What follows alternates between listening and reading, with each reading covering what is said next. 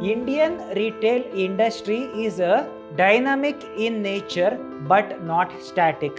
It is a net worth of total goods and services that is produced and sold in a particular country within a year. The business which can be operated by the minimum or the lowest investment. It is a net worth of total goods and services that is produced and sold in a particular country within a year.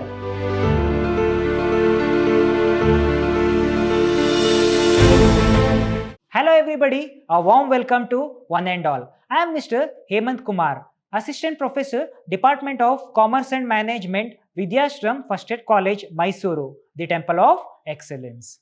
Dear students, we had stepped into the third session of the Unit 1, that is Introduction to the Retailing. In the previous session, we had gone through the introduction to the retailing, meaning and definition of the retailing, characteristics of retailing, functions of retailing, forms of retail business based on its ownership, and also the theories of retailing. Today, we are going with the third session of the Unit 1.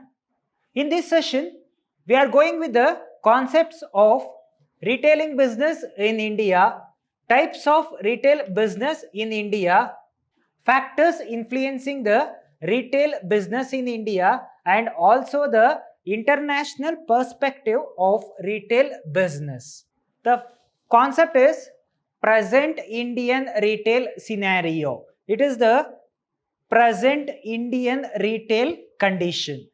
Indian retail industries has emerged as one of the most dynamic. So, Indian retail industry is a dynamic in nature but not static. Means the Indian retail industry get updated as per the generation, as per the technology. It does not remains constant.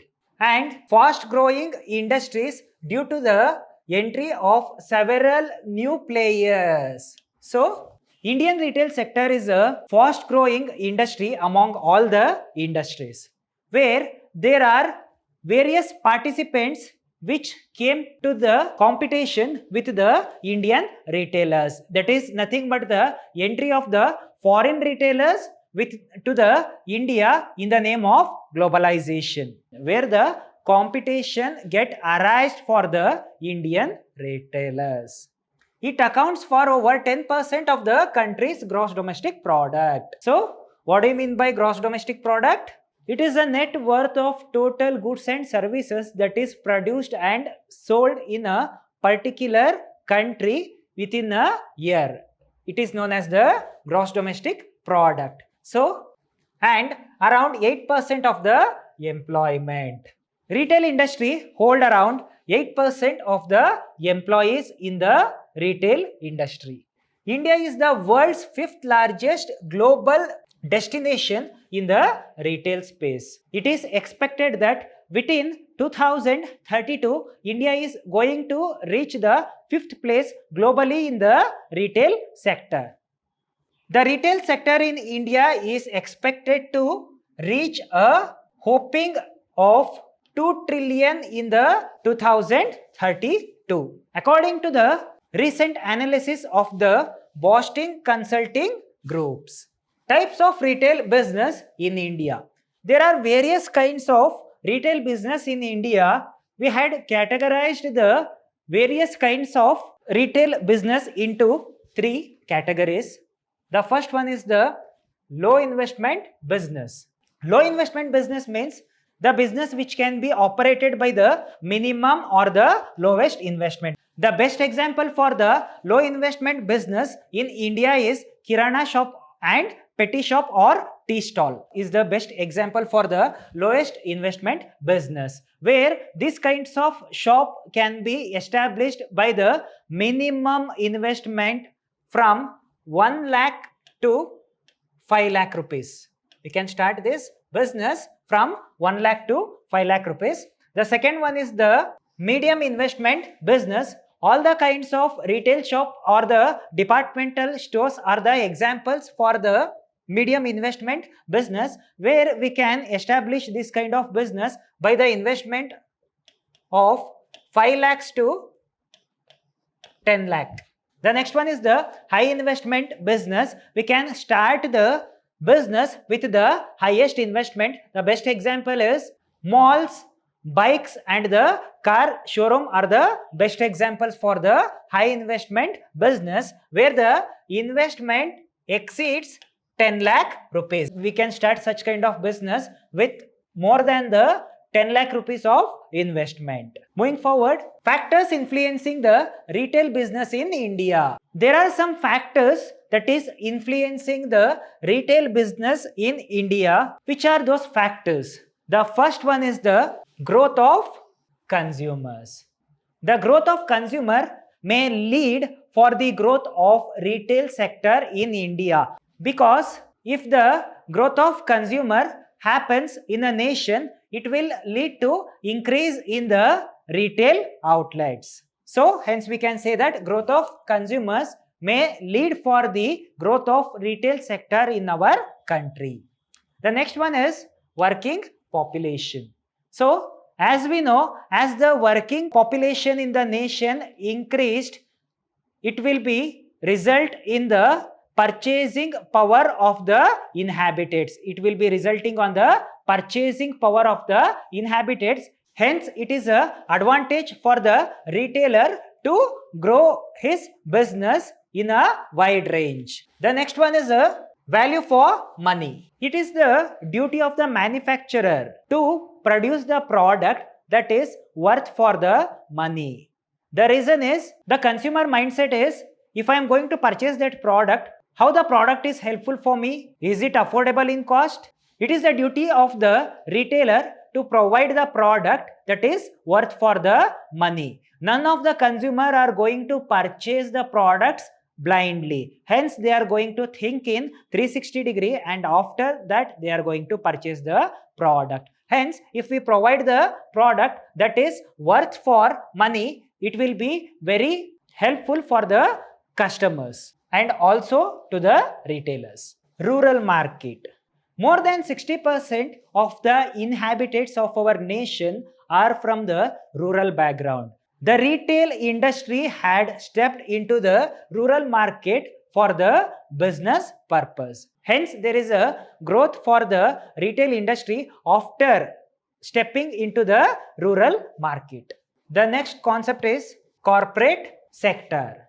The corporate sector had brought the revolution in the retailing by giving its own contribution for the retail sector. Most of the corporate sector had stepped into retailing in the intention of expansion of the business. Foreign retailer. In the present competitive world, we can notice the number of foreign retailer, they rushed towards India to sell their product in the name of globalization. It is the influencing factor in the retailing. Technological impact. The introduction of the computerized billing machine is the contribution for the retail sector, and also the barcode system, and we are going to utilize the artificial intelligence in the retailing. Hence, these technological aspects are beneficial for the retailer to develop his business. Income structure. The purchasing power of the customers also depends upon the income structure. Moving forward, the international perspective in the retail business. The first one is the globalization and the market expansion. What do you mean by globalization? The spread of business across the sea borders of the country. We call it as a globalization. Hence, the head office of the XYZ company is situated in India. For the expansion of the business, it is going to establish its affiliates in foreign countries. The main intention of every business is profit and the expansion of the business. The next concept is cultural sensitivity location. As we know, the cultural aspects of the global countries does not remains one and the same. Means there will be a drastic changes in the culture of one nation to another nation. There are lots of difference between the culture that is followed in India than the culture that is followed in America. Hence, the businessman is going to manufacture the product as per the culture of the particular country. Regularity and the legal compliance. It is the obligation of the retailer to follow the legal compliance of the nation. There are number of legal laws. It may be the labor law, it may be the tax law, or the law which is regarding the environmental protection. So it is the obligation of the business to follow such a kind of compliance. The next concept is economic condition. So one country's economic condition is not similar as the another country's economic condition. We had categorized the countries based on its economic status as a three category. The first one is the developed country, second one is a developing country, the third one is a underdeveloped country. Consumer behavior and trends. It is the obligation of the businessman to provide the product as per the taste and preferences of the consumer, as per the demand of the consumer, as per the trend of the present generation. Hence, we had studied early the retail business is dynamic in nature, means it keep on changing as per the changes that is going to happen. Next concept is social and environmental responsibility. All the business people must have some responsibility towards the society. It is nothing but the CSR activity. It is nothing but CSR activities. CSR activities is the corporate social responsibility. It is the responsibility of a business towards the development of the society and the environment. Who has to follow this corporate social responsibility? The company which is net worth of 500 crores is eligible for the corporate social responsibility.